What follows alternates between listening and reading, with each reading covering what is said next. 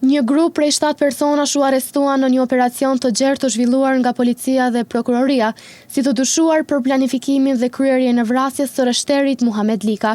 Prokuroria themelore në Ferizaj ka kërkuar nga gjykata themelore në këtë qytet caktimin e masës së paraburgimit në afat prej 30 ditësh ndaj të dyshuarve për vrasjen e rreshterit.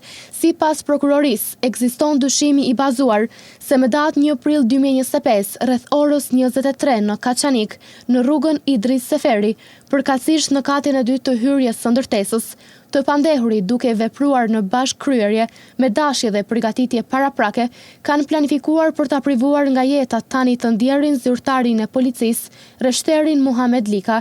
Prokuroria thot se i ndjeri Lika ishte përcjell në vazhdimsi nga ky grup në natën që ndodhi vrasja. Ndërkohë, gjykata themelore ia kishte caktuar të hënën 1 muaj paraburgim njërit prej të dyshuarve kryesor për vrasjen e rreshterit të policisë. I njëjti më herët kishte qenë i dënuar për veprën penale dhunim. Të dyshuarit për vrasjen e rreshterit Muhamet Lika janë dërguar në gjykatën themelore në Ferizaj, ku pritet të mbahet seanca. Tashmë në masën e paraburgimit është i mituri Rejhan Bela, që dyshohet të ketë qenë dorasi.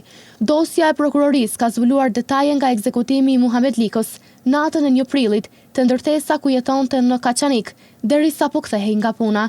Sipas prokurorisë, polici i ndjer ishte përcjell në vazhdimsi nga të dyshuarit, derisa është futur në objektin e ndërtesës. E më pas nga prapa, Bela ka shkuar dhe ka shtënë me armë zjarri në drejtim të tij.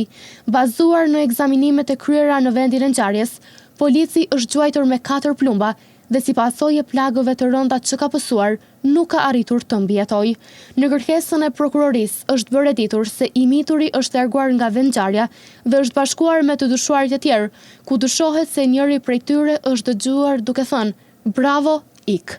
Drejtori i përgjithshëm i policisë së Kosovës, Gazmend Hoxha, deklaroi se disa nga të dyshuarit dyshohet se kanë të kaluar kriminale dhe kanë qenë të arrestuar më parë për raste të ndryshme, përfshirë edhe ato me prirje ekstremiste. Megjithatë, sipas tij, ende është herët për të folur me siguri për ndonjë lidhje të drejtpërdrejtë me terrorizmin, pasi hetimet janë në vazhdim dhe do të shtrihen edhe më tej. Krimi besohet se u krye për motive që ndërlidhen me punën e tij zyrtare.